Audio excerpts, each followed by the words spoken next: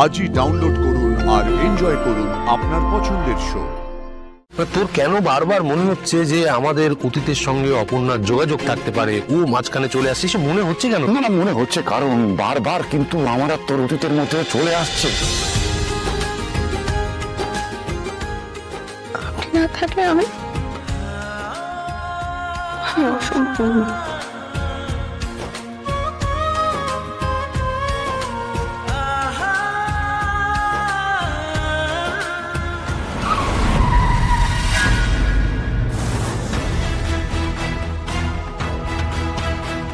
ব্যাস, কিঙ্কর প্রশ্ন বিচিত্রা আবার এক গাদা প্রশ্ন নিয়ে চলে আসলো। বল কিঙ্কর, যা বলার বল।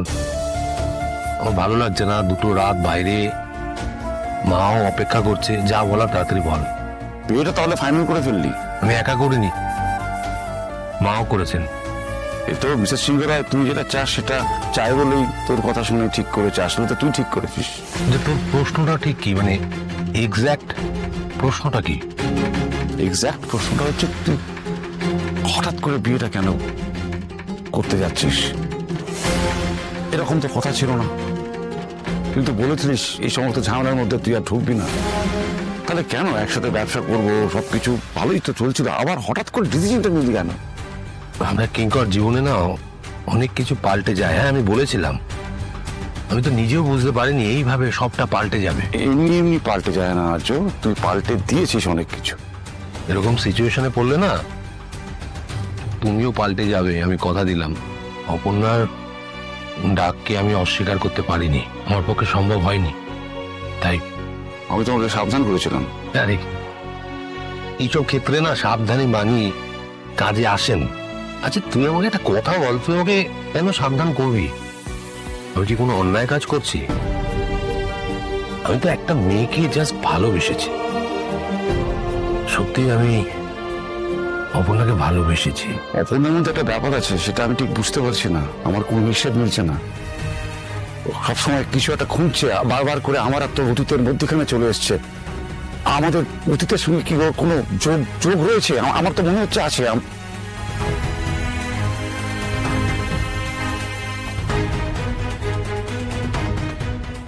কিঙ্কর, তুই তো এইসব কথা নিয়ে কখনো ভাবতিস না, এইসব কথাকে তুই কুসংস্কার হিসেবে মনে করতিস। আজকে হঠাৎ কি হলো বলতো? তোর কেন বারবার মনে হচ্ছে যে আমাদের অতীতের সঙ্গে অপর্ণার যোগাযোগ থাকতে পারে, ও মাঝখানে চলে আসছে? সে মনে হচ্ছে কেন? না মনে হচ্ছে কারণ বারবার কিন্তু আমার আর তোর অতীতের মধ্যে চলে আসছে। নিশ্চয়ই কোনো যোগ রয়েছে। ও সেন্সিটিভ মানুষ, তাই জন্য ও একটু বেশি ভাবে, আবেগ থেকে ভাবে, তাই জন্য। তাছাড়া কেন ও মাঝখানে আসবে? তুই ব্যাপারটা বুঝতে পারছিস? আমি একটা কথা বলবো, এই নিয়ে আর আমরা আলোচনা করব না, এখানে ব্যাপারটাকে স্টপ করি। দেখ কিঙ্কর, এই কথাটাও কিন্তু তুই একদিন বলেছিলিস যে ভবিষ্যতে কোনো কিছু নিয়ে যদি আমি ভালো থাকি, আমার বন্ধু তার জন্য ভালো থাকবে।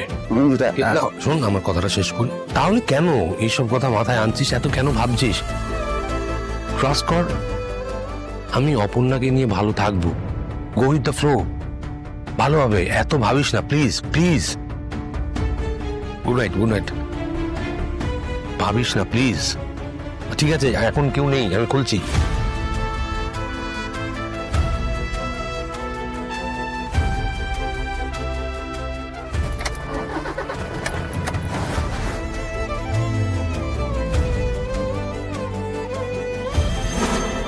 কিন্তু আমি যে আমার প্রশ্নের উত্তরগুলো পেলাম না আর্য।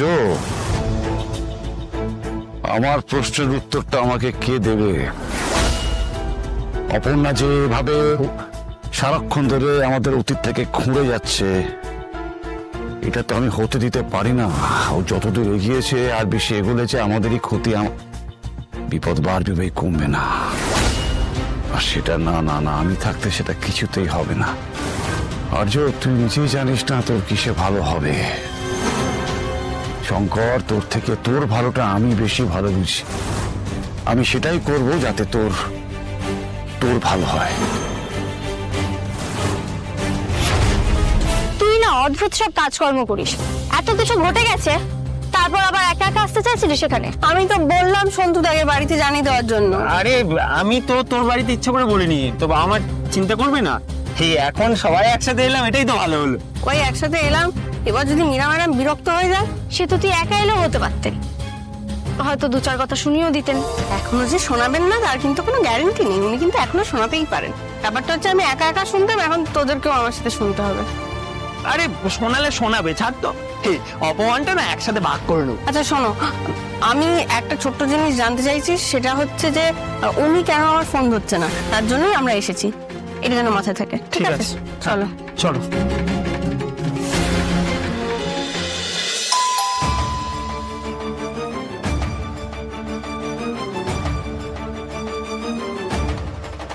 সরি ম্যাম, এত রাত্রিবেলা আপনি বাড়িতে এরকম ভাবে।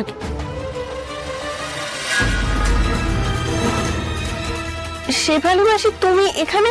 বাধ্য হয়ে এসেছি, মীরা ম্যাডাম খুব অসুস্থ। অসুস্থ? তাহলে উনি তো যাননি অফিসে। মীরা ম্যাডাম অসুস্থ, ঠিক আছে, তুমি এখানে আসবে একবার জানাবে না? মীরা ম্যাডামের কাজের মেয়েটা ফোন করে বলল, ওনার মায়ের সময় যখন কাজ করতাম তখন নাম্বারটা ছিল ওর কাছে। খুব ঘাবড়ে ফোন করেছে দেখে আমিও তড়িঘড়ি বেরিয়ে এসেছি। ঠিক আছে, তাও তোমরা একবার জানানো উচিত ছিল। ঠিক আছে, ছাড় না, একটা অসুস্থ মানুষ, তার জন্য এসছে, এখন এসব কথা ছাড়। কি হয়েছে কি ওনার? জানি না কোথায় গিয়েছিলেন, কিন্তু ফিরেছেন ধুম জ্বর নিয়ে। আমি এসে ডাক্তার ডেকে ওষুধ টষুধ বুঝে নিয়েছি, জলপট্টি দিচ্ছি, তবে জ্বর এখনো তেমন নামেনি। আচ্ছা শেফালি মাসি, কটা নাগাদ তাও উনি বাড়ি ফিরেছে? মানে অফিস থেকে যেমন ফেরেন তেমনই হয়তো।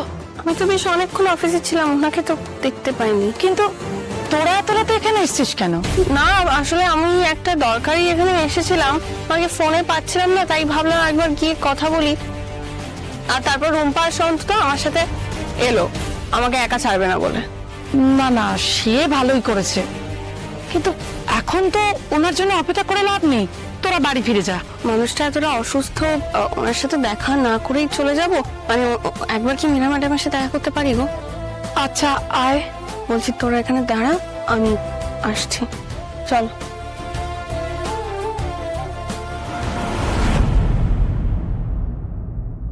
আর্য, তুমি এসে গেছো? আপনার সঙ্গে ডিনার করে এসেছো? ডিনার করা হয়নি, আমি ওকে জাস্ট ছেড়ে এলাম, ফ্রেশ হয়ে আসি, ডিনার করবো। এমনটা তো নয় যে আমি অপেক্ষা করছি বলে তুমি আপনার সঙ্গে ডিনারটা করে আসোনি। তুমি অপেক্ষা করছো মানে কি? তুমি খাওনি কেন? তুমি অপেক্ষা করছো কেন আমার জন্য? না, সে তো আমি তোমাকে ফোন করে জানতেই পারতাম যে তুমি ডিনার সেরে আসবে কি না আসবে। আমি আসলে তোমাদের বিরক্ত করতে চাইনি।